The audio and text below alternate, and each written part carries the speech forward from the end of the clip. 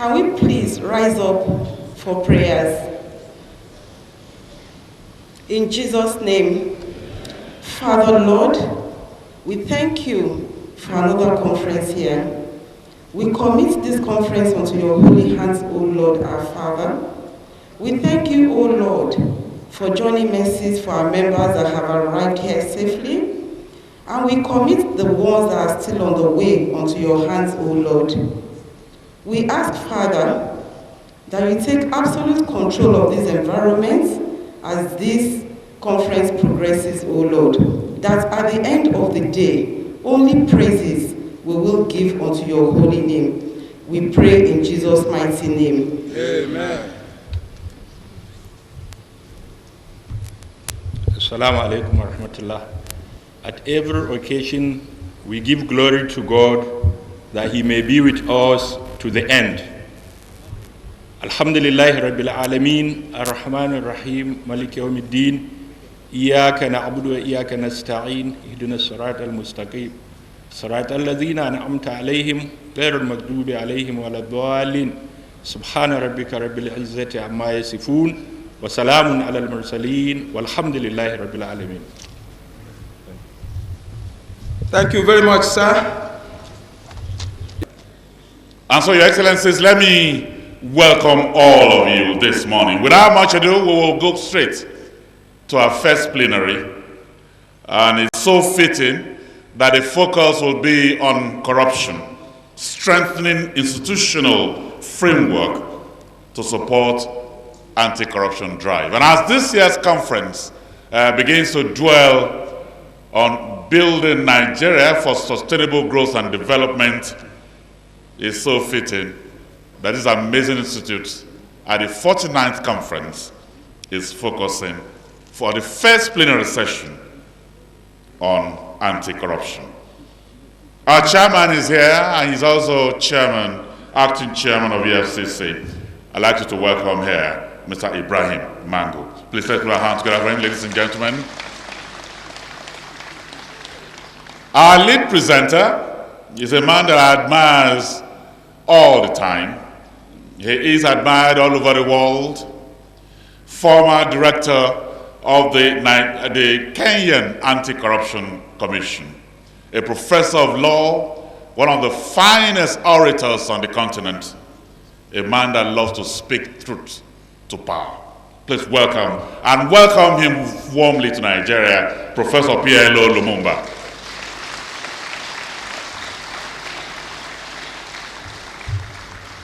But one thing I do know, that if Kenya has professor, Nigeria also do have professor. And so from the Faculty of Law, he's actually the Dean of Faculty of Law, Abia State University. Professor Samson Erugo is also here with us. And so without much ado, Mr. Chairman. So I'm delighted that ICAN is considering you want to identify with us in the fight against corruption in Nigeria. And in the rest of the world, by inviting my very good friend, my brother, Professor Patrick Lumumba. I was asking the organizers, you know that I'm an accountant, you brought me and sat with me in between two elder lawyers, very controversial lawyers. So I said, I'll go and try what they want to do. I said, I'll be in between. I will not allow them to do. So it's really very good. Of course, most of us who are accounting graduates, ICAN, when we are a student. In fact, we had only about 3 chartered accountants as lecturers then. It used to be held. Some lecturers would refuse to write ICAN examination because of those things. I know the Jewelry will remember how hard it was to qualify as an ICAN. So it is not worth it that ICAN, through International Federation of Accountants, has contributed towards the adoption of the International Public Sector Accounting Standard in Nigeria, the role of ICAN as a stakeholder in the formulation of public sector fiscal and monetary policy in Nigeria over the years has been widely acknowledged. Furthermore, I find the theme of this year's ICAN-ngr Accounting Congress of building Nigeria for sustainable growth and development quite apt and critical at this juncture in Nigeria's social and economic development. Sustainable development. That's a lot of emphasis is put on this by the United Nations. I'm pleased on the choice of the topic of the preliminary topic, strengthening institutional framework to support anti-corruption drive. Please, can you give a round of applause to ICAN for doing this? For at least joining the fight against corruption.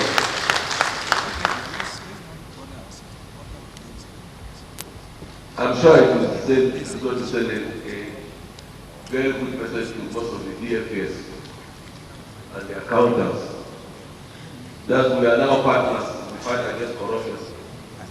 My profession, my choice of profession actually informed me that drove me into the fight against corruption. I consider every accountant as a corruption hunter, because you want to ensure accountability and transparency that inform the choice of the profession. I have no doubt that the lead speaker of the session, my brother Professor Patrick Lumumba, and also his cousin, Professor Samson Irugo, are absolutely qualified, overqualified to speak in this regard. I'm confident at the end of the day, every one of us here will learn new concepts through the shared perspective. The institutional framework that support anti-corruption can be further broken down to the following: the political, the legal, the operational, judicial, and civil society, press, and the larger society. I don't want to keep you watching. Since Patrick Lumumba is here, I think I will give him chance to keep up the topic. Like I said, Professor Patrick Lumumba has been here in this country. The last time he came here, I personally invited him. He came and he graced our anti-corruption summit. And he has been to so many African countries. I know that because I've been monitoring. So it's a good choice that Professor Patrick Lumumba is here to do justice to this topic. Professor Patrick Lumumba, the floor is yours.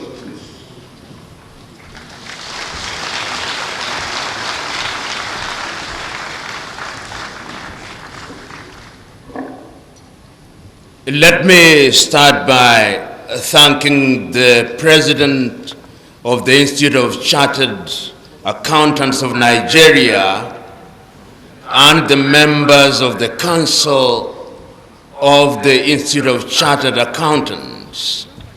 Permit me also to recognize the session chair and the discussant. And lastly, permit me to recognize the accountants who are present in this assembly. I am reliably informed that Nigeria obviously has the largest number of accountants in the continent of Africa.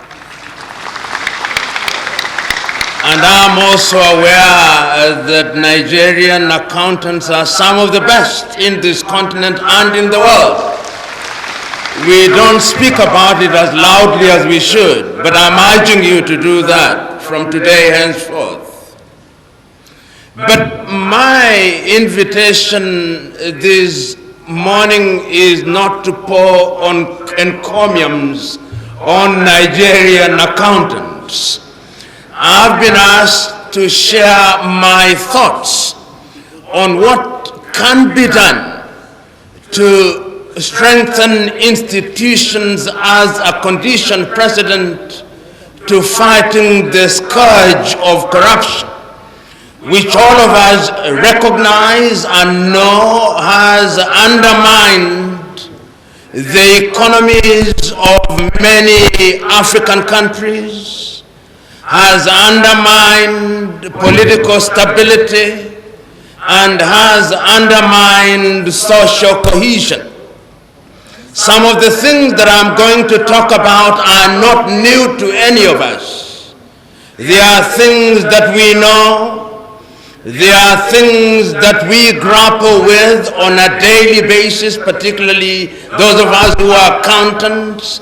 They are things that we identify as inimical to the good health of institutions and nations.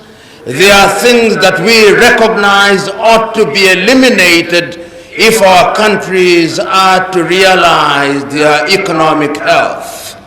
But yet it is important that they are repeated, because memories can be short and selective, with the consequence that we ignore what ought not to be ignored and place emphasis on what ought not to be emphasized.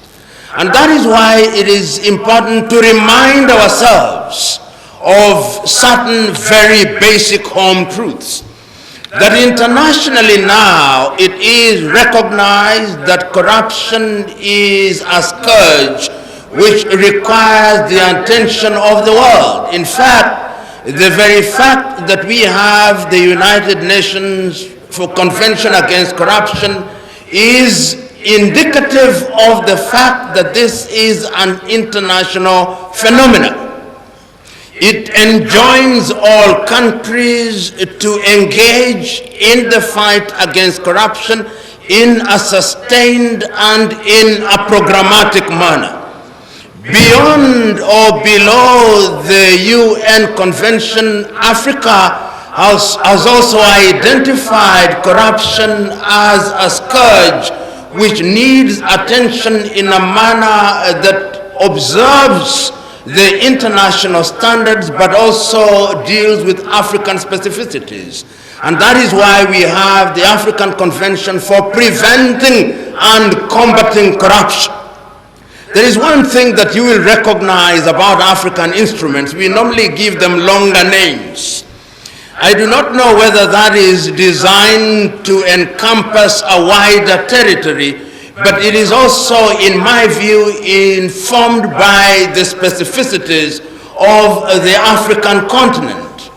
Beyond the continent, many countries have now cascaded the fight against corruption into domestic legislation, which also is a further recognition that although you have international standards, you have continental standards, there are certain things that are specific to a country, and that is how you can explain the EFCC, which is created as a body with a mandate of dealing with corruption in the country of Nigeria. The question that one must ask, if you look at corruption, and one can be spiritual about it, for those who are believers, for those who don't believe in a religion, one can be rational about it. But one of the most amazing things about corruption, if you are a Christian, your Bible tells you that if you engage in corruption, then it's a one-way ticket to hell. But yet, we profess Christianity and engage in corruption. That I do not understand. If you are Muslim, the Holy Quran and the hadiths of the Prophet are replete with the consequences that will meet you when you get to heaven, if you do at all, if you engage in corruption. Yet despite our assumptions, we engage in corruption. If you are a Jew and you read the Jewish Torah, I'm sure it has injunctions against corruption, yet we engage in corruption. If you are Hindu, the Gita talks about and against corruption, yet we engage in corruption. We suggest to me that we men are incorrigible. And because when we talk about religion, punishment is postponed until you die, that is why we bring punishment a little earlier than death. And that is how you now have these institutions that have been created, and they have been created deliberately for the purpose of ensuring that we do two things. And you see that in the fight against corruption, they have identified a number of ways in which we engage in the fight against corruption. Number one is education. Education is informed by the realization that when you begin to train people in a particular manner and they are conditioned, then there is the likelihood that they will do the right thing.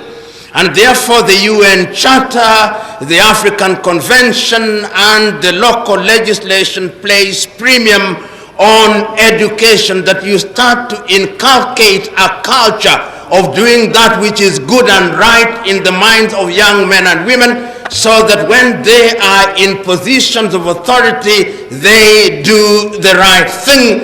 And if they don't do the right thing, it is the exception rather than the rule. So much emphasis is placed on education. And I dare say that in many countries, education has been given a pride of place, and many are the efforts which institutions such as the EFCC engage in to bring about the dangers of corruption. Young people are told, and even adults are told, that when you are driving on a bad road anywhere in your country, there is an element of corruption. There is an element of diversion or misuse of funds. When you visit a hospital and you cannot find oxygen, or you are asked to pay for it, it is indicative that those who have been given the honor and privilege of serving in that particular ministry are not utilizing the funds as they should be utilized. If you visit universities and the university lecturers do not have research material, it is indicative of the fact that something is not right. In other words, on a daily basis, there is evidence staring at us, crying out and telling us that corruption is alive and well, and that the men and women that we have charged with the task of presiding over our resources are not using those resources in the manner that they ought to be utilized. So we also recognize that education can only go so far. And that is why the second limb of that tripod is prevention. That in order to eliminate what one may describe as crimes of opportunity, because there is a sense in which when people have an opportunity and the opportunities present themselves without any suggestion of negative consequences, people are likely to engage in what sometimes is described as crimes of opportunity. And what do you therefore do? You create an environment where people are discouraged from engaging in conduct which is criminal and in conduct which amounts to corruption. Corruption need not be defined, but as we go along, we may say that corruption is the use of public office for private benefit. And if one accepts that that is what it is, then how do you create an environment where we reduce the opportunities for corruption? We talk about systems. We organize our systems in a manner that if you are a managing director, we ensure that you don't engage in conflict of interest. We have procurement systems that are transparent. We have accounting systems that are transparent. And yet we know that even in the face of all these, people still engage in corruption. It is one of your good Nigerian writers, I think it is Chinua Achebe, who said that since man has learned to shoot without missing, a naked the bird has learned to fly without perching. And if that is true, you can also see that those who engage in corruption, whenever you introduce one measure, they engage in another with the sole purpose of defeating system.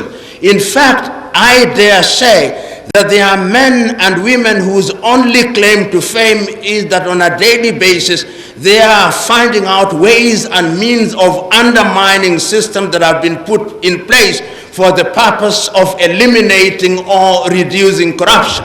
And if that is the case, it takes us to what we call the third leg in the fight against corruption, that is punishment. And that is where this is the most dramatic aspect of it, and this is what most people love to see. When blood flows, sometimes literally and sometimes figuratively, when people are arraigned in a court of law and they are humiliated, people love to see that. But that does not quite solve the problem, because how many people can you arrest? How many people can you send to jail? But yet we therefore find ourselves with, number one, an international legal regime that recognizes that in order to fight corruption, you must educate the people. An international legal regime that says that in order to fight corruption, you must engage in corruption prevention. And an international legal regime that says in order to fight corruption, you must also punish individuals who engage in corruption. And that has been cascaded into the continent, and that has also been cascaded into the domestic arena. But yet, even in the face of all these, we know that corruption is alive and well. And that corruption is alive because it has an international network. And that those who engage in corruption are very sophisticated. Your typical corrupt individual will normally engage the best lawyers. Your typical corrupt individual will invariably engage the best accountants. Your typical corrupt individual or institutions will buy the best brains that money can assemble with a view to defeating the law. How do you deal with it? In other words, they are always a step ahead.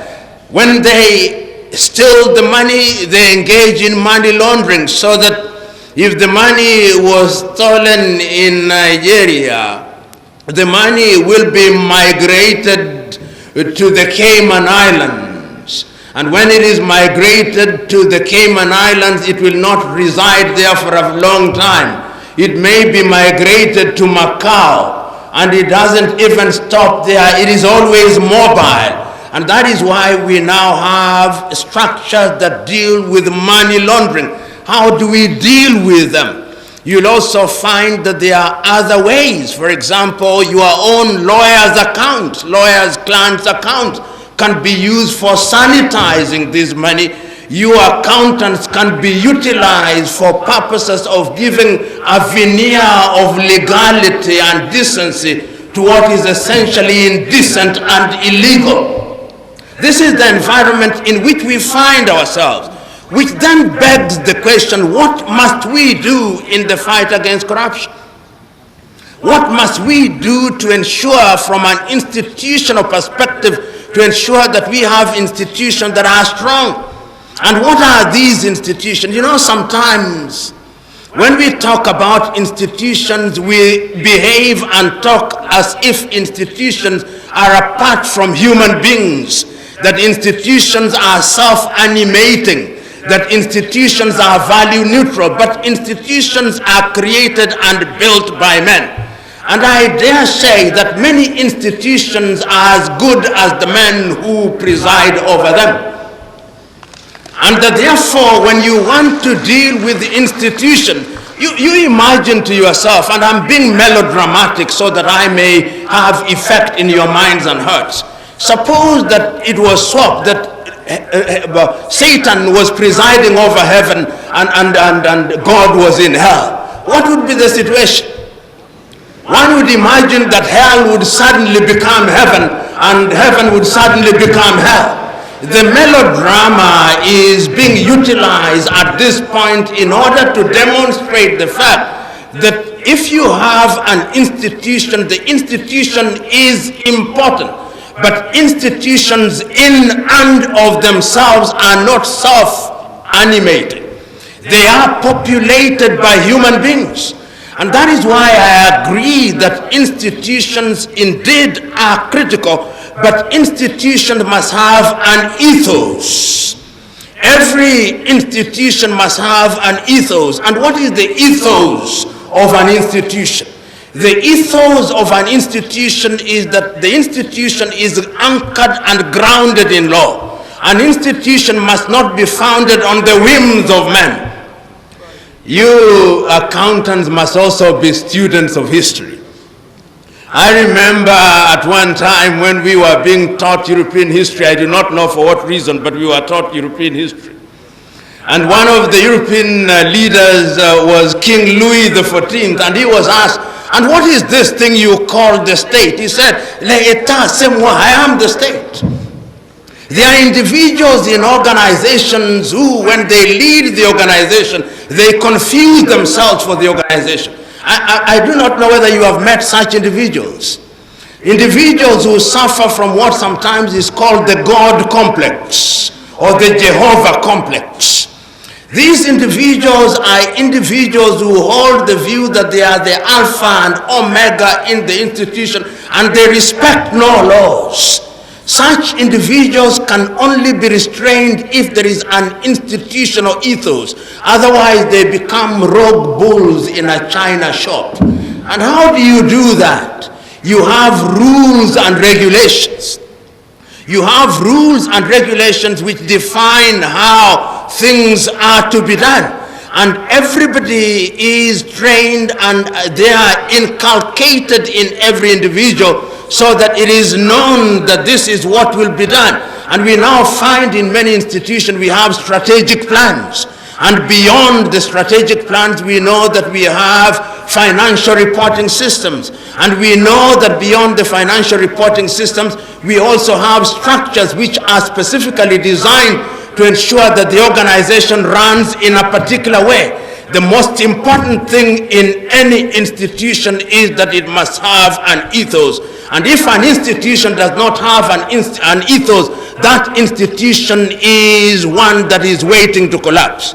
So that in any nation, and permit me to go slowly here to define how, in my view, institutions are structured at the national level. In a country such as Nigeria, we must have a government that is divided as is typical in your modern day republic. You have the executive, and the executive has roles and functions which are defined in the Constitution. You have the legislature, and the legislature is also created by the Constitution, and the functions of the legislature are defined.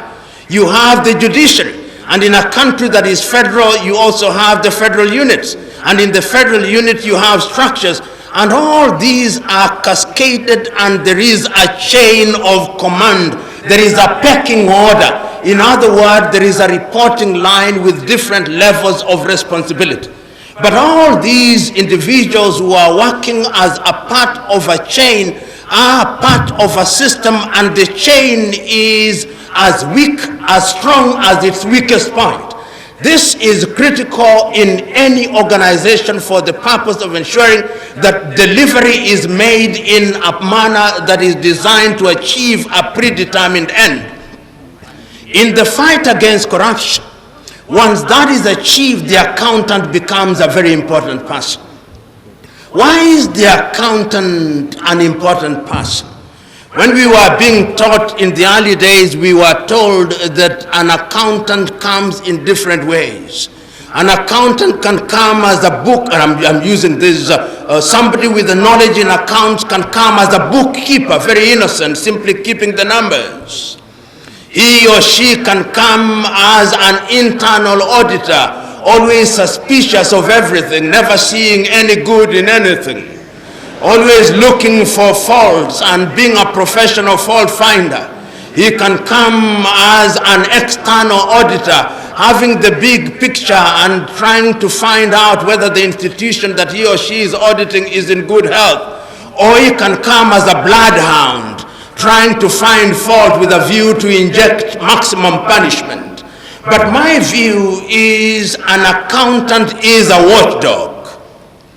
An accountant is a watchdog that is present at different levels.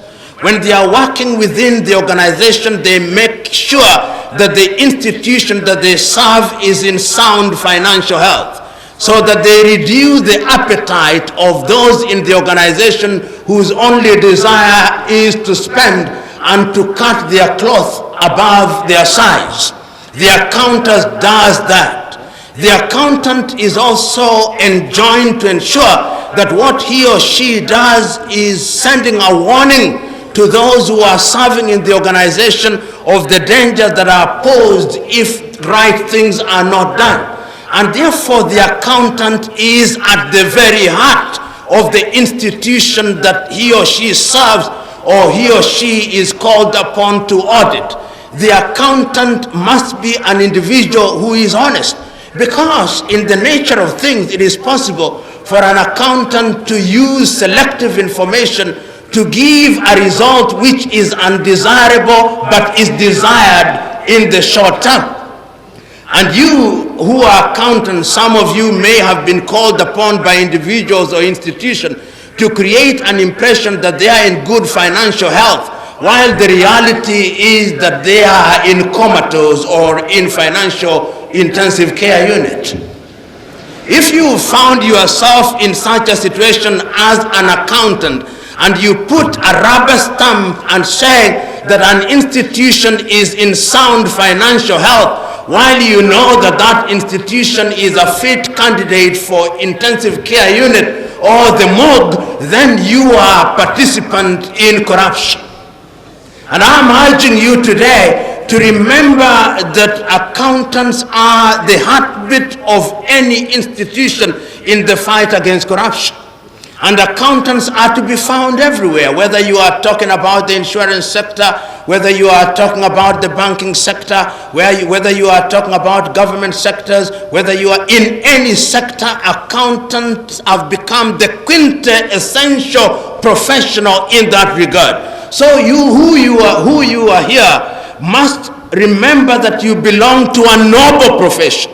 And that noble profession enjoins you to do things in a manner that is in keeping with the dictates of your professional standards and in keeping with the dictates of those whom you serve. And that is why I think that it is very important to urge each one of us here to remember that you are not merely cogs in the wheel in the fight against corruption, but you are the wheel in the fight against corruption. The other thing that we must ask ourselves as we participate in the fight against corruption is that once we have these institutions, what are the sanctions? Because sanctions are very important. Many of us fear pain. The thing that most human beings fear is that pain will be visited on them. And when pain is not visited on them, then they'll engage in activities which undermine the institutions that have been created. But before we leave the question of institution, we must ask ourselves, what is the relationship between individuals and institutions? You know, many of you travel.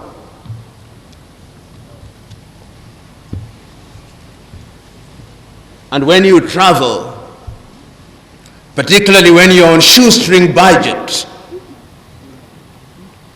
even when you claim here in Nigeria to only enjoy good meat, when you travel, you will be found at McDonald's in the United States and other fast food joints. And there is a guarantee. I'm giving this example. I would rather have given a Nigerian example. You can guarantee that 9 out of 10 times, the hamburger that you will get in Abuja is the same as the one that you will get in London. because that institution has standards which are uniform. Those of you who belong to accounting firms which say they are international, like PwC, I know you are in the assembly. KPMG, you are in the assembly. Deloitte, I know you are in the assembly. There is a sense in which you make the claim, whether it's true or not, I do not know, and I'm not going to get into that debate. But you make the claim that the standards that you offer are uniform throughout the countries where you serve, and that the only difference is brought about by the peculiarities of the environment in which you operate. In other words, one is saying that once you have the thing that I called at the very beginning institutional ethos, then you can ensure that the individuals who go through the mill will be produced in a manner that is expected by that institution.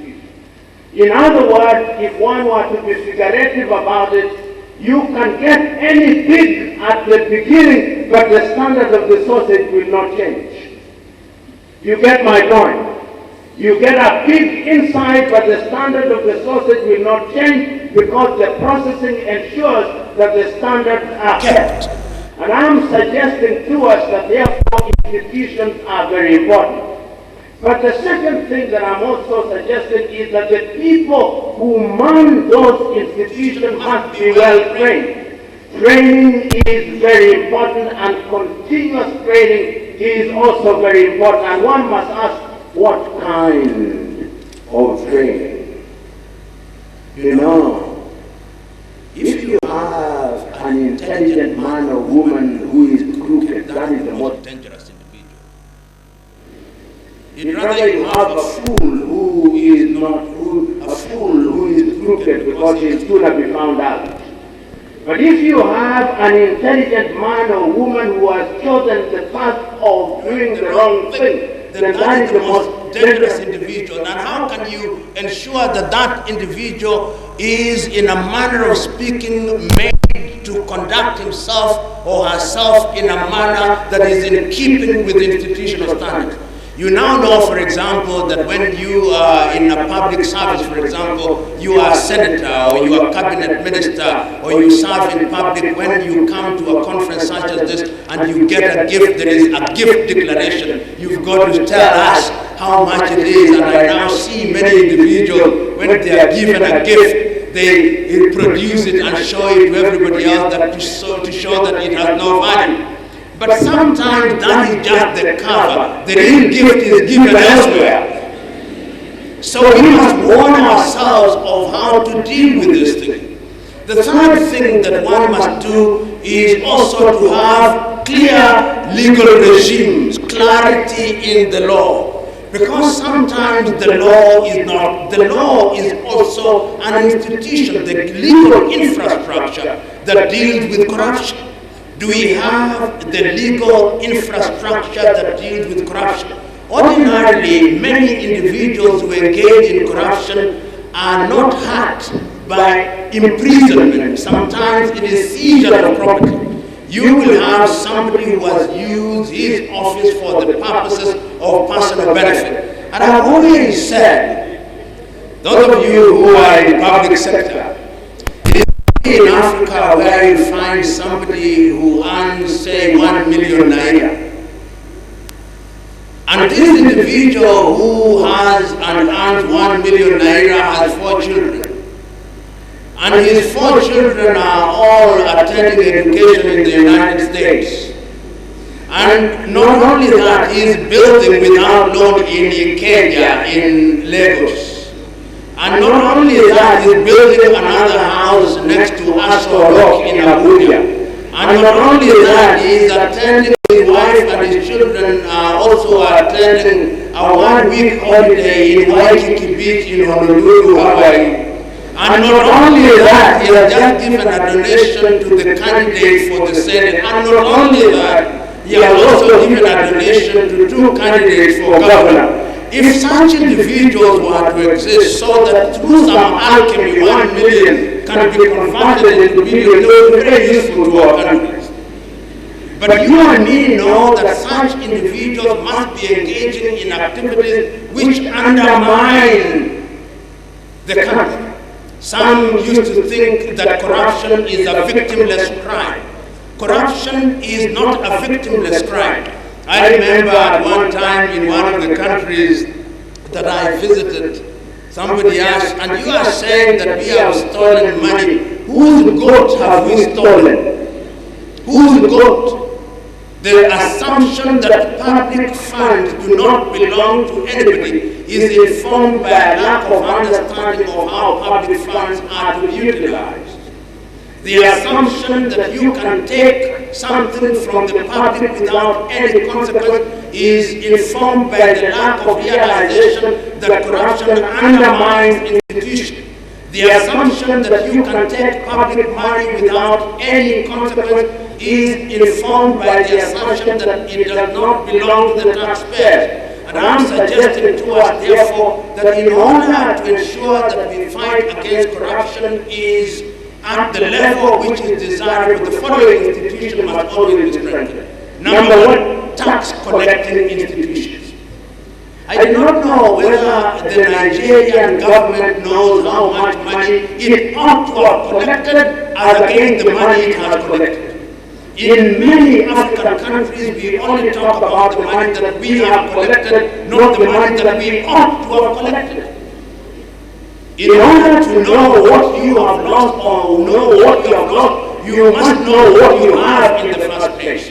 And I'm suggesting to us that tax institutions must be strengthened for purposes of ensuring that all public funds are put together in a basket that is useful for utilization. I'm also suggesting that the institution of the executive, and the executive does not mean the presidency, the institution does not mean the president, it means the executive arm. And the executive arm must be understood in a federal system such as Nigeria. It must mean the presidency, it must mean the cabinet, it must mean the governors and those who belong to that branch, and they too must be answerable to other institutions. The other arm and institution that must be strengthened is the legislature. The legislature must legislate and must make laws that are in the best interest of the nation. I'm informed that Nigerian legislators are some of the best paid legislators anywhere in the world.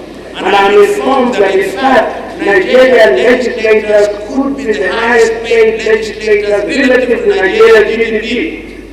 If that is the case, then those are some of the things that ought to be addressed, because corruption is also brought about by competition. You visit the same supermarkets, you buy the same jollof rice, you buy the same egusi soup. So what is the difference that somebody is earning 25 million and another one 150,000 naira and you go to the same barber and the same market? In other words, one is saying that the difference between remuneration, people must be properly remunerated. If you want the police as an institution to serve Nigeria, and the police force as an important institution, you must enable them. If you have a police officer who has been on the beat for the last 10 hours, and he has not had a morsel of food, even if the angels were to visit that police officer, if you give him 500 naira, he takes it. So we must also ask ourselves, how do we strengthen institutions? We are saying that people must be properly remunerated. We are saying that university professors must be properly remunerated. Remuneration is part of the strengthening of institutions. I'm saying that customs officers and customs unions must be properly structured and must be properly remunerated. And I'm not saying that high salaries in and of themselves will solve the problem, but I'm saying that it reduces people's appetite for things that do not belong to them. You know, I was reading some Hindu mythology and he was saying that corruption can never be completely eliminated, and the person said that how can you expect fish to swim in the ocean and some water will not get into its mouth? And I said, let the fish shut its mouth.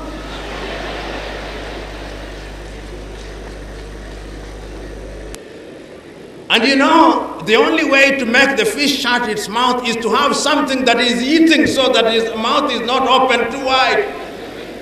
And I'm suggesting, as I conclude, therefore, that the fight against corruption is one that must be sustained. And it can only be sustained, as I've said at the very beginning, on the basis of a number of things. I've already said, and we know about it, that internationally we have the UN Convention. I've already said that at the African continental level we have the African Convention against preventing and combating corruption. And I've also said that at the national level we have the legislation that creates anti-corruption organizations such as the EFCC.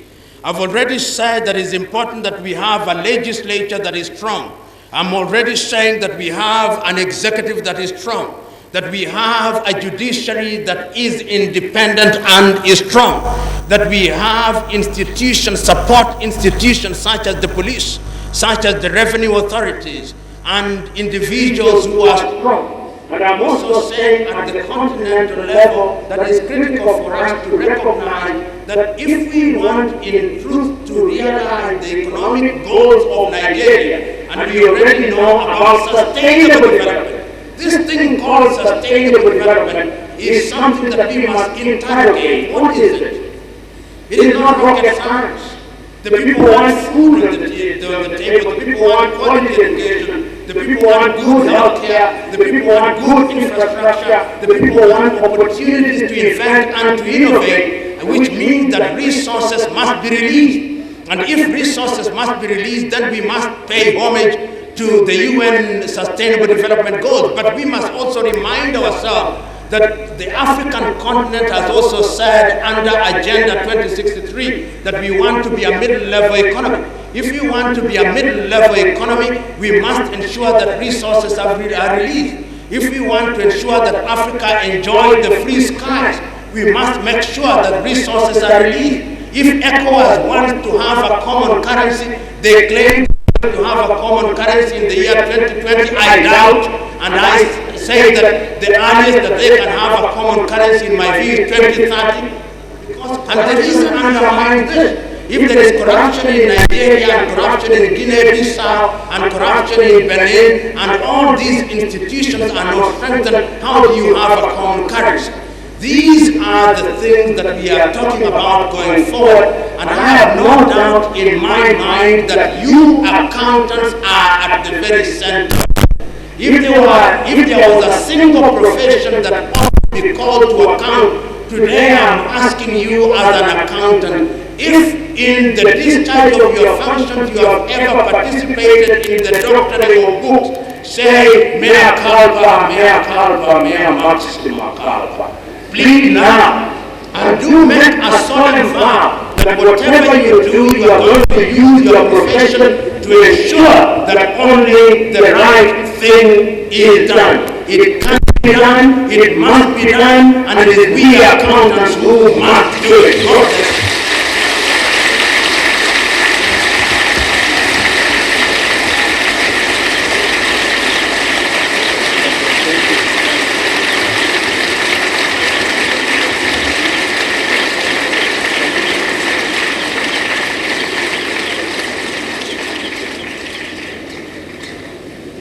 He who fight and run away will live to fight another day.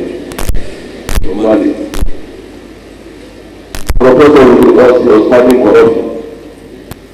He is still a corruption hunter.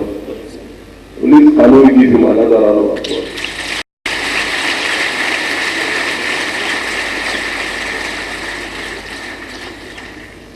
There are questions he asked.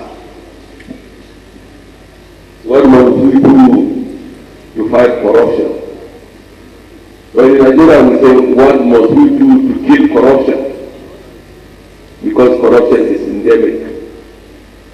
There is corruption both in the private sector and the public sector. So whether you are working in the private sector, in the public sector, You have a role to play. The theme of the conference should have been the fight against corruption, the role of the accountant. Yes, the professor refers to the accountant as watchdogs. That's corruption hunters. It's the heartbeat of the organization. I don't want to expose the accountants here. This is not the day for me to expose you.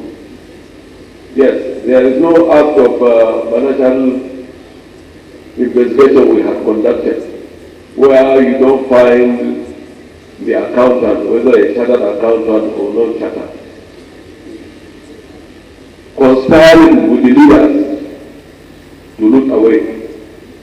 I find my role today, my mandate, the ICAN gave me a mandate that is very difficult. It is easier for ICAN to ask Mahmoud to, this is the information, spend this money, arrest the people, and prosecute them to this world. But I'm happy I'm here. I'm also glad on behalf of this country that you have now openly identified yourself in the fight against corruption. You have a role to play. Everybody has a role to play, whether you are in the private sector, whether in the public sector. And we must do this for this country. We have no other country than Nigeria. And don't expect anybody to thank you. We must insist that the right thing must be done always. It's a thankless job. But we have to do something for a better tomorrow. You must prepare to give yourself, give your today for better tomorrow for the future generation. It's a victimless cry. It's not victimless. It's a public fund. It's a generality of Nigerians. So Nigerians conspire with foreigners. They want to store away about $9.6 billion. They want to rob all of us. That will not happen. So everybody in this room has a role to play. Give us intelligence that can help us to work. So that I feel sometimes that it is our generation that brought the system. So it is us that will correct the system. So that these children will come and start to clean this thing. Very many of us have enjoyed Nigeria when there was scholarship. I remember when I went to school, the scholarship gave me only 900 naira. 900. I paid my school fees. The room was only 90 naira also. And that 900 naira was up to today. I always have some money. I'm a very careful person. So, and it's possible. We have been doing Nigeria than yesterday. So all of us must absorb in the fight against corruption. And everybody is welcome. You are doing this for the future generation, not for today. The professor mentioned sound financial affairs. Danger of conspiracy in financial misappropriation if you work in the public sector, even in the private sector. If you go to some other countries outside this country, you have a private sector driven economy, which is very effective. The government cannot take all the burden. So I think it's high time that we bring sanity both in the public and the private sector, and they work as partners for the betterment of this country. Like I said, you brought me and switched me between two erudite professors of law. I also want to mention that Professor mentioned jollof rice and egusi. It's very interesting. Maybe next time he comes back to Nigeria, he will want to stay with us. Ladies and gentlemen, I don't want to list out the corruption in the universities. I'm sure the professor will say about the time on the definitions. Of course, almost everybody here has gone through the 4 university. There is a lot of corruption. Serious one. Corruption starts there. I want to introduce Professor Sam Irogo. Professor, I'm not saying you should rely on, don't buy me about corruption in the university if you don't want to talk about that. Yes. Professor Sam, Ebere, you are supposed to have introduced him properly, or you don't want to introduce him like the other speaker said. Yes. So please. Thank you, sir.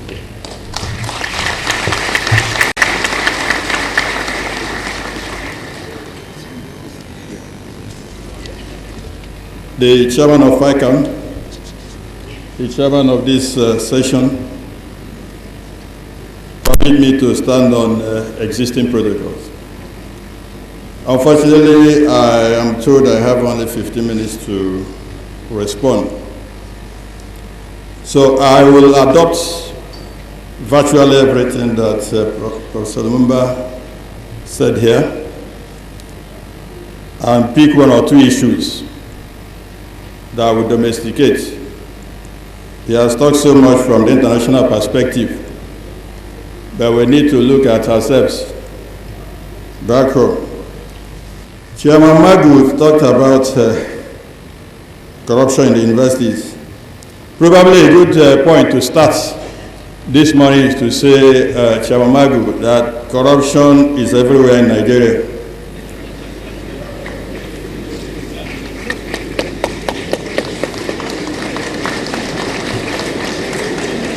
If you ask me, that will be our take home today. And probably that is why it's difficult for EFCC alone to do this job.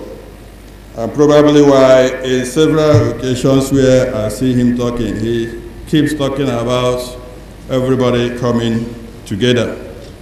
So on that note, let me start by expanding on the definition given by Professor Lumumba. He had adopted the World Bank definition of corruption. Each thinks in terms of development and restricting it to the use of public office for purposes of private gain.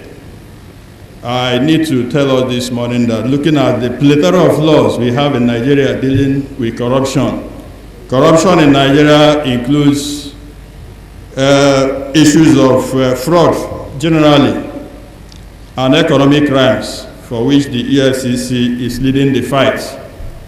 Which means, in other words, that if you look at the definition under some of these laws, you'll find that it includes corruption by private individuals.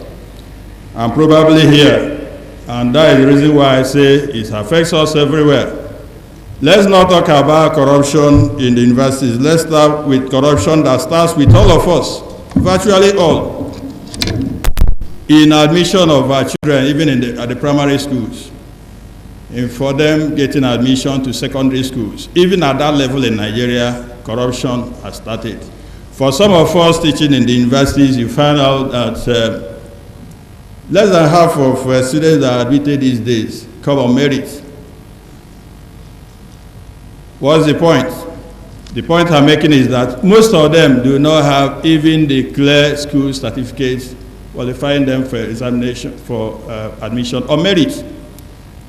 You can make your investigations. And of course, it starts from there. Once the child knows that from elementary school, primary school, he knows that the father, the guardian, will push him or her to the next level, then corruption has started. Then on the issue of, the learned professor has talked about the institutions. and I will expand on that. He said that institutions are not enough, and I agree with him. As Nigerians, we know how many can we count of institutions that are involved in corruption issues in Nigeria. We have the police, which traditionally should be handling issues of corruption and other crimes. Why do we have to get to the point where we have EFCC, we have DSS, we have CCB? In fact, you can name them. So you find out that in the scenario painted in Nigeria, the police lost their primary duty to EFCC, to all of them. And the fight is not over. Even with EFCC, the sophisticated nature of the investigations and the extent to which they've gone in terming corruption, it appears that the thing is increasing every day. We must give credit to the regime of President Olusegun Obasanjo. Yes, we've been fighting crime before his coming, but we must give him credit that institutions like EFCC, CCB, and so many others came up under his regime. Yes, we criticize him today for not doing enough, but at least he demonstrated by the conviction of high-profile politically exposed persons in Nigeria. Even if for demonstration purposes, at least we give him credit. And by the time our current president came on board, we still remember his popular quotes. It's either we'll kill corruption or corruption will kill us. That's one of the most popular statements by this president, which marked the political impetus to fight corruption. But the question the House will answer is whether that has actually helped in this fight against corruption. Initially, there were initial impetus that brought the anti-corruption czar, Chairman Magu, even though so many people who are earning fast salaries refuse to let him rest. They refuse to confirm him. That is why Chairman is still asking how many years after he is still answering acting chairman. Probably he will continue answering acting until he has finished his tenure. But the reason is obvious. They don't want to confirm him for obvious reasons, but it has not deterred him from acting. So his coming, of course, one would have expected would change the tide. But no, we found out that this hard-headed monster is still expanding every day for obvious reasons that the professor explained. They keep changing in their dynamics, and it looks like even the AFCC is overwhelmed by the avalanche of work they have to do. We can only hear the chairman, EFCC, when they talk about most of the federal institutions. But in so many states outside here, we hardly hear about EFCC. And the question is why? I will not talk more on that because you can see my deputy governor is here. So, but the question is, have we fallen into the trap that the president had warned us about, that if either we kill corruption or corruption will kill us? We know these things, they are everywhere around us. Take the very simple example of the policemen, and even army you see on the roads. What we call the small money they collect, they don't hide it these days. In fact, the policemen on the road can give drivers change. I don't know about Abuja because I don't live here. But if you move outside Abuja, Chairman, sir, if you want to catch corrupt people, send their men along the roads to drive a mufti. You will get enough. Probably, Chairman, sir, you are not interested in these small corrupt practices, but that's the beginning of the problem. The problem begins from the small man who fails to appreciate that even those small ones are corrupt practices. They blame the big men. I don't want to talk about members of the National Assembly. Their take-home pays can pay all, if you put their take-home pays together, they can pay all the salary arrears owed in the states where they come from. I wouldn't know how the presenter got the information. I understand there are legislators, their take-home pay every month could solve all the problems in their states, but they cut them away. The common legislators at the national level, their take-home pays could pay some of us pension. And you found out in most of these states, pension arrears are hanging. So if we start from that up and discover that we are not able to tame corruption, then it becomes very difficult taming the small man. Then he talked about ethos. Here, of course, we are talking about the broad framework of laws or legislations dealing with this area. Of course, here, we'll come into friction with lawyers who defend these people, because here you must take into consideration the civil liberties of the citizens. Speaking for myself as a lawyer, most misunderstanding or misconception of the work that the lawyers do come from this insistence that these civil liberties must be respected. The reason is simple. Just in case you are chasing the wrong person. Just in case, which is why the rule of law says that it's better that 9 guilty persons should go free than one innocent person being put behind the bars. And some of us that are free today will not understand it until we are behind the bars for crimes we did not commit. So talking about ethos, the rule of law is very critical. What of the training of our security agents for this purpose? To what extent have they helped matters? Then talking about their modus operandi, I've already said that corruption within the security agents remain one of the worst. So we are fighting corruption with people who, you said it, the chairman is here. Which is why the lead presenter has said that institutions enough cannot be enough. You must talk about the individuals who make up the institution. Of course, these institutions are made by human beings, which is why it appears that if you talk about EFCs today, you are talking about Chairman Bagu, because he has shown himself as standing, fighting the war. But Chairman, sir, what of the men under you? To what extent can you vouch for them? Why are so many of these corrupt issues not properly investigated and properly prosecuted? Why do we have what Nigerians now see as selective prosecution? These are issues.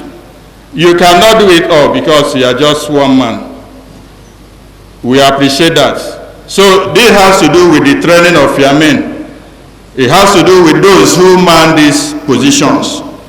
And of course, I'm saying that for as long as we have corrupt people fighting corruption, it becomes very difficult managing corruption. These are issues. But most importantly, where I'm driving at is the participation of the individual. The chairman said it.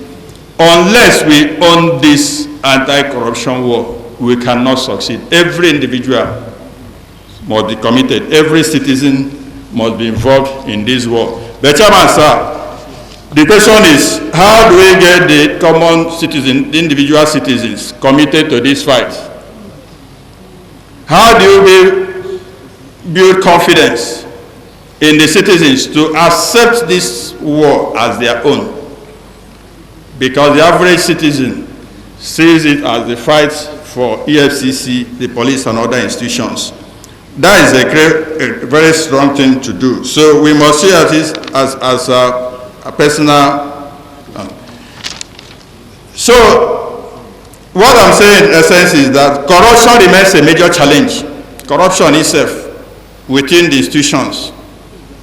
I'm not talking about EFCC and police only. Even the judiciary, where I rightly belong. Corrupt practices in all these institutions appears to be the major issue. Then secondly, our culture and belief system. I thought the lead presenter would have gone there when he started with education. It looks like we have to go back to education to reorientate our people, because it looks like he's now in our psyche and mind that you cannot get anything legitimately in Nigeria without some you understand what I'm saying?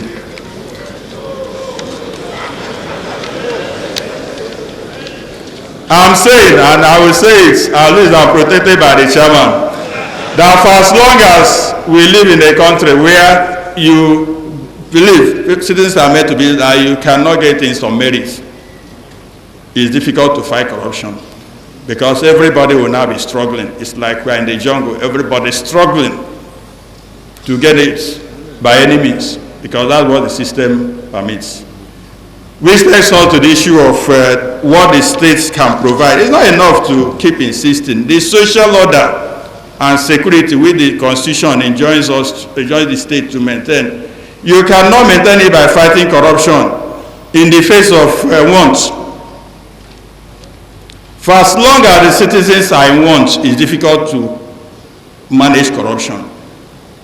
I think Professor Lumumba made that point where he said that a hungry policeman on the road who has not been paid his allowances, probably his organs have pocketed us, done something with the thing, it's difficult for him not to collect small money on the road. So could that be a justification for that? In other words, unless people are properly remunerated, it's difficult for them not to be tempted. If you take it on a wider dimension, what are the salaries of the average Nigerian worker? Talking about those working now. Of course, we know that so many are unemployed. They say the idle man is the devil's workshop.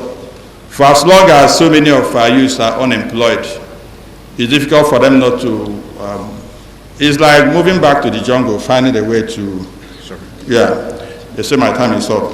But I needed to make this point, that for as long as a majority are hungry, then we cannot easily fight corruption. Then pay people their wages and pay them reasonable wages. We cannot be talking about a professor earning 400,000 naira a month when our legislators are earning 25 million naira every month, and we are living in the same market. We cannot be talking about where I'm not speaking for police now, but it looks like some of them earn less than 100,000. This is seeking change that some big men here spend in one night. For as long as you don't remunerate them very well, it's difficult to control them. And for as long as we fail to provide basic necessities, there will always be this struggle. Take, for instance, he talked about building. So many people who are in positions these days try to invest for the future because they are not sure of pension. And so many people, of course, want to provide for themselves those things that states fail to provide. Instance is provision of water. How many of our towns have pipe-borne water? How many of our towns can talk of regular electricity? I will find out that every night people must burn petrol or diesel. How do they make money to do this? Those who pay small incomes, how do they survive? Have we taken time to do this? So I conclude by agreeing that institutions are not enough. Otherwise, I would say that we have enough of these institutions with their functions overlapping and a lot of duplications. That has not solved the problem. So my suggestion in this written draft was to say that for us to term this time, we need to go back to the social scientists in their evaluation questions and ask the three important universal questions. Of course, the first one is, are we doing what we said we will do by our legal framework? Secondly, are we making the difference we want to make? And thirdly, are we doing the right things? If we ask these questions, if these institutions ask these questions, I think we'll be very close to formulating a framework institutional and policy framework that will see us fight corruption. It's an international phenomenon, no doubt, but it's a question of to what extent specific countries can fight it and stem it, which is what Chairman Madu has been doing. He needs our support. And in pursuing this social change I'm talking about, we must engage our educational system from primary school to change, attempt to change our culture and beliefs. The belief these days is that you can make money anyhow and survive. I will give them chieftaincy titles and recognize them in society. So education is very critical from primary school so that we don't let them start doing the wrong things from that early period. Public education awareness campaigns by these institutions will also be necessary. And finally, I don't know how we'll do it, but we still need to try to entrench integrity and honesty as core values for this nation. Otherwise, we will be in trouble. Thank you very much.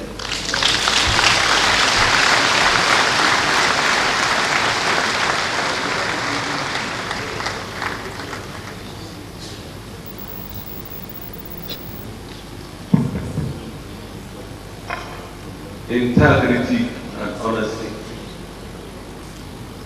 Every Nigerian has a mandate, divine mandate, in the fight against corruption. Don't look at my face, okay? It's about Nigeria. Yes, everybody has a divine mandate.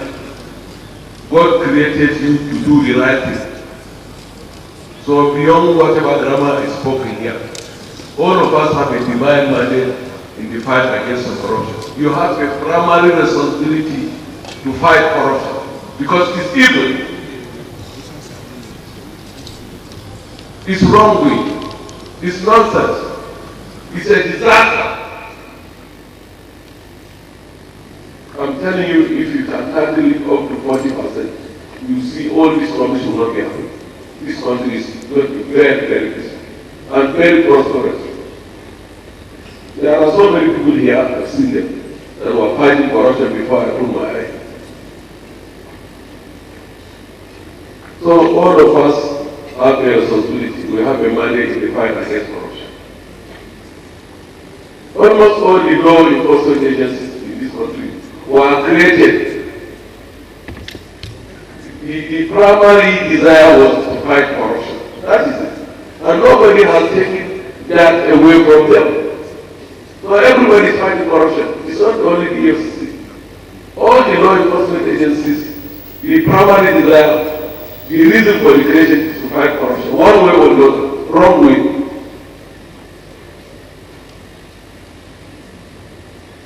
So I'm happy that ICAN now is openly saying that we also want to fight corruption. Am I right? Yes, that is the only way we can right the wrong. I hope this thing will be extended to the district level and also to the state level. Even at the state level and district level, if they have anything, there should be emphasis on the fight against corruption. If possible, I don't mind if I can make the president of the council to include it in the syllabus. I mean, if you must write ICAN exam from foundation level, stage 1, stage 2, and the final level, there must be some element of fighting corruption.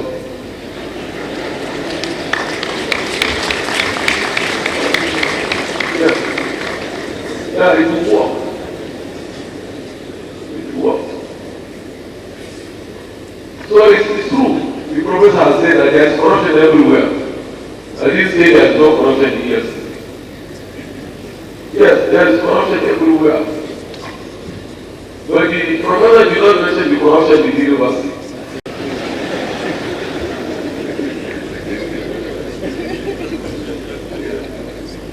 Yes, this is well delivered.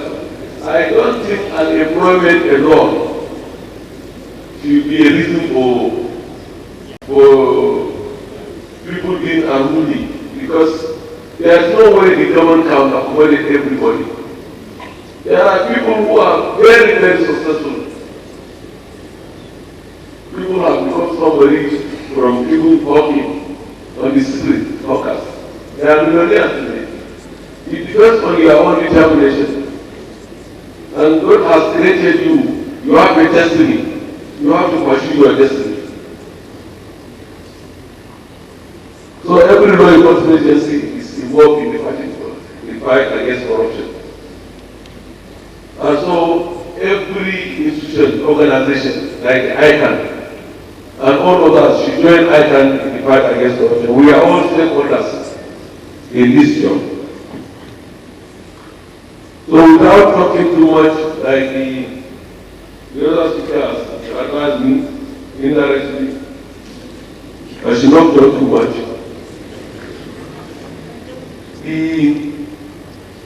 I'm not used to talking too much here. I'm comfortable here because we are all accountable. Yes. We have an advantage in the fight against corruption in this country. Professor Patrick Lumumba is here. One of our greatest advantages is the goodwill. The goodwill that is not in doubt in support of the fight against corruption. Strongly, everybody knows that the president strongly supports the fight against corruption. And believe me, there is no interference. And yes, there is no interference. I'm not missing. And I've seen people who know where we are before when the war against indiscipline was launched in this country. We are still on course. Anyway. So, ladies and gentlemen, like I said, remuneration, the fact that you are not paying good salary, it's not a reason for you to be corrupt. It's not a reason for you to steal the public money. It should not be a reason. It's inborn. If you have properly products, you would rather sit down at home without a cover than to go and steal. It's still public money. And that affects the generality of Nigerians. We have over 200 million Nigerians in this country. So everybody, every household must fight corruption. Like I say, through education, through orientation. If you can't do the way I am doing, of course I don't expect you. Even if you educate the child at home that corruption is wrong, you have done something. Because some people don't even believe that corruption is wrong. Ladies and gentlemen, I will now call for few questions because we are running out of time so that I can answer the next problem. The President and Chairman of the panel, I'm Paul, the Director, Fellow of the Institute, number 5687, Africa and District Society. My question, sir, is we talk about the accountants being who should be at the forefront of fighting corruption. Has the accountants in Nigeria been empowered to carry out that function?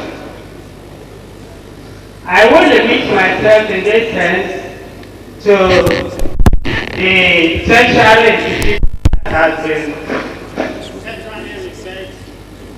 by the various speakers, and that I consider is apt because the debate is still on as to whether it is the public sector that infects this country with corruption or it is the private sector that infested the public sector with corruption.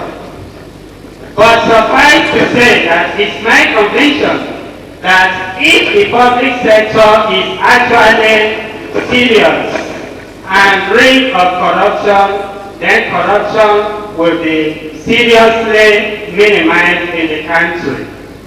So let's take the illustration of the university or tertiary institution in the country. You have the accountant there, nominated as the bossa, and it's expected that he should champion property. I think you are supposed to ask questions. Yes, sir. That's the question. No, you are making conclusion. Okay.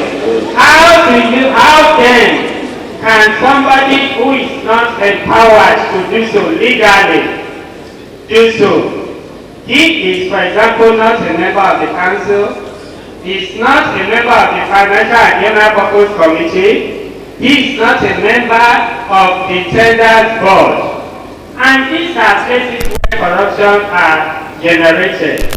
How then can he actually fight corruption when it's not a Thank you very much. I don't know who are you asking your question to. General, ICAN-ngr. You are directed to ICAN Secretariat, huh?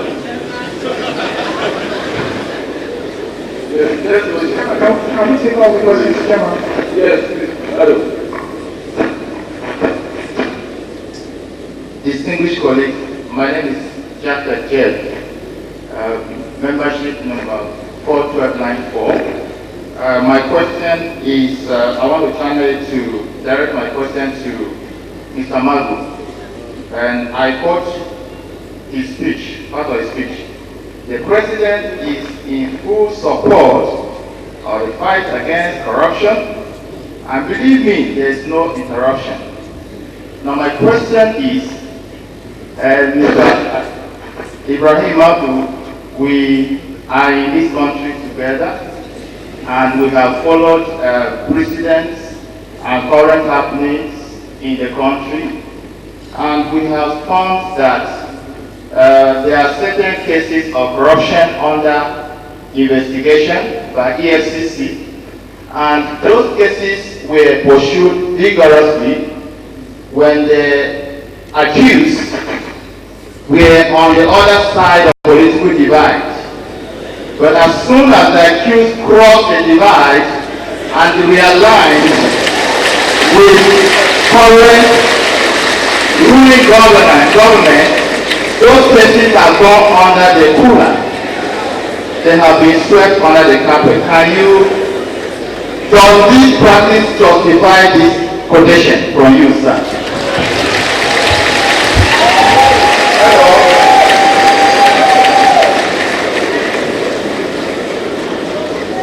Good afternoon.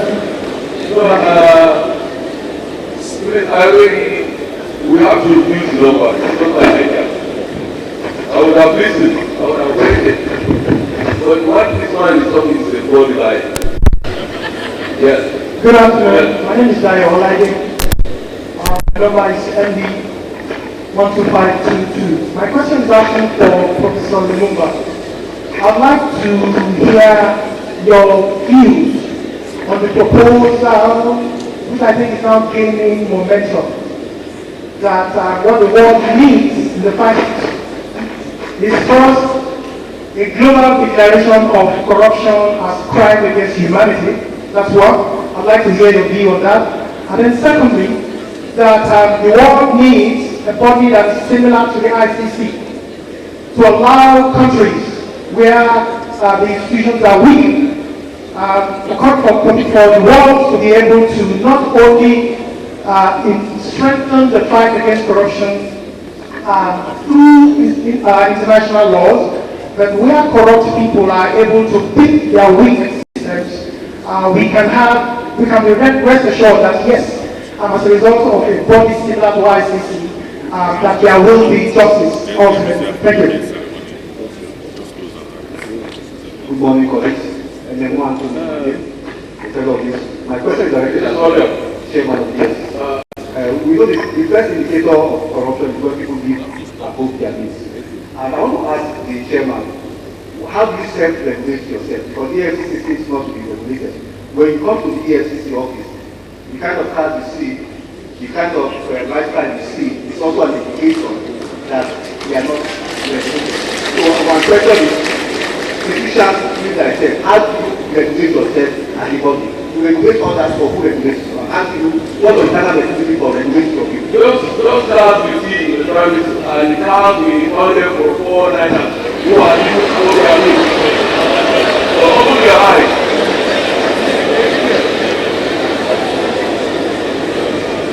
My name is Uwagoero Chinoma from Edo State.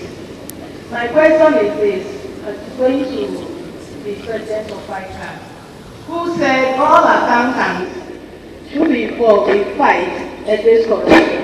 I want to ask, what are the safeguards put in place to safeguard these individuals, the accountants, in carrying out their job in fighting this corruption? Thank you. Thank you. Let me answer two questions. Question number one. What is the role of an accountant in fighting corruption? Sometimes we think the fight against corruption must be in the public arena, must be dramatic. My own view is that corruption is sometimes fought in a very quiet way. If you are an accountant and you are doing your work behind doors and you ensure that the right records are kept and that the truth is told, that is your contribution. If you are a bursar in a primary school, if you are somebody at the university, you ensure that interests are surrendered properly. That is your fight against corruption. It must not be dramatic. You do it in your own small way, and that is your contribution. The second thing that you have asked about, declaration of corruption as a crime against humanity. Sometimes having these very high-level conferences and declaration of things as crimes against humanity does not quite address the domestic issue. Experience has demonstrated that if a people in a country are sufficiently fed up, they will rise up. In Romania, we saw that the people themselves were dissatisfied with the conduct of their public officials, and they changed the attitude of the leadership.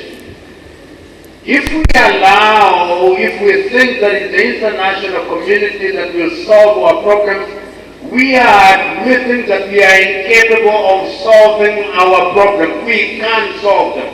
The international community can only do so much. Sometimes I think Nigerians and many Africans are not yet fed up. The day we are fed up, the leaders will know. It will be so self-evident that they don't need to be told. But as long as we celebrate thieves, as long as we celebrate money, however acquired, everybody in public life will want to have the money because you don't care about the source. The day we begin to get hungry, we are not hungry yet. The day we are sufficiently hungry, the countries will change in one night. That is my answer.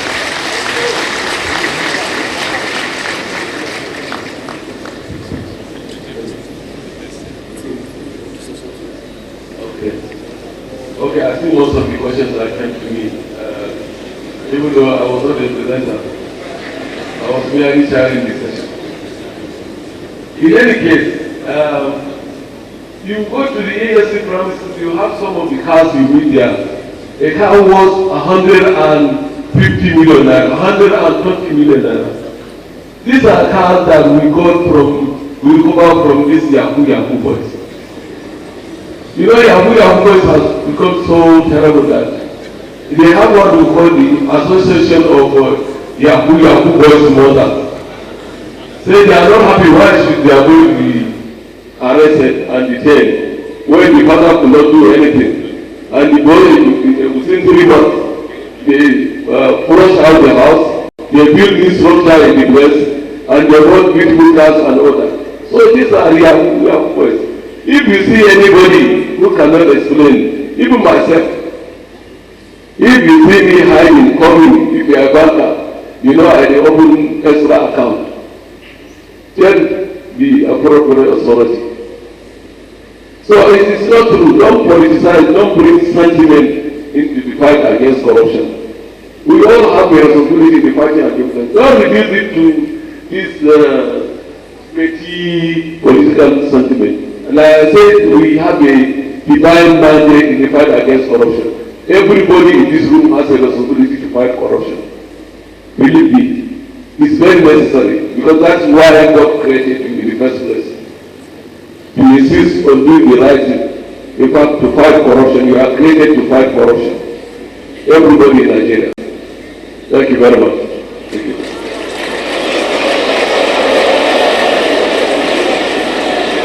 Yes.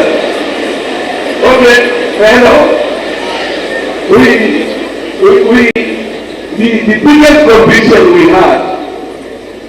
The biggest conviction we had this year,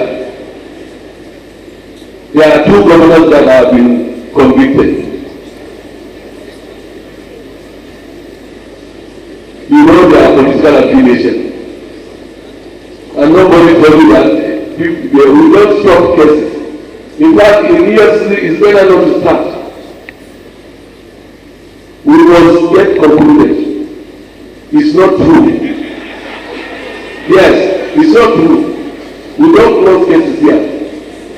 There are people here who have been to EFCC, who have been investigated, who are being investigated in EFCC. They know that very well.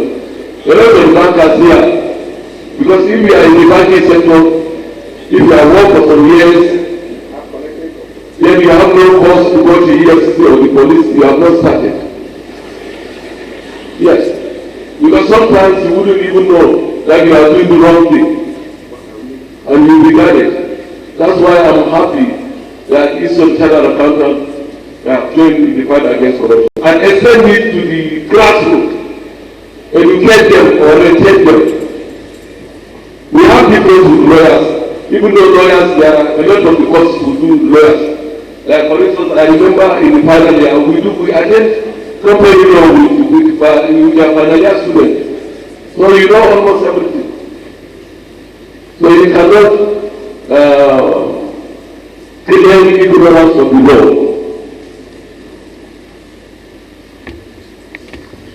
So I want to, on behalf of my two professors, I'm still protesting why you brought me between two professors of law for that matter.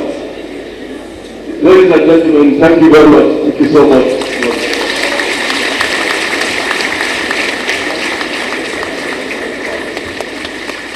So very quickly, I would like to invite the president of the Institute, Mazi Nnamdi Bukwadibo, FCA, to please step forward here. And who has the honor of presenting the flag to Professor Lumumba all the way from Kenya. Mr. President, we invite you.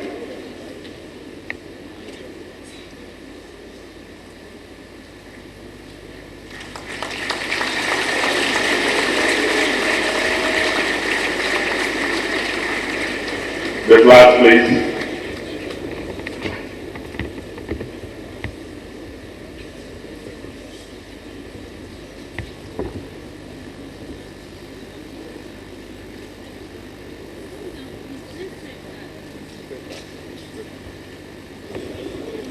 On behalf of all of us, I present this token to you for this wonderful job you have done, and we pray that God will be with us and with you as we go on. Congratulations. Let me quickly invite the Vice President to please step forward here. Gain on please step forward here to please present the award to Professor Sam Erugo.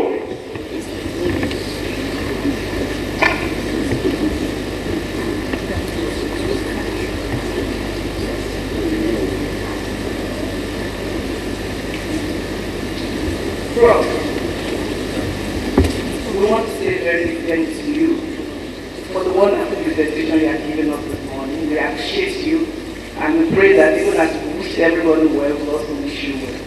God bless you. And finally, the chairman of the body of past presidents, Dr. Malik Jewere, to represent him. So, the man, Mr. Ibrahim Bago.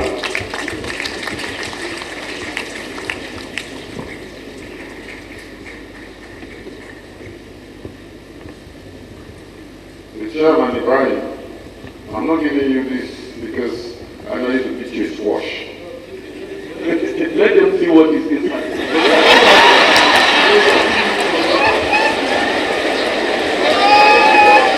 Well, ladies and gentlemen, we will have to test whether this is made of diamond.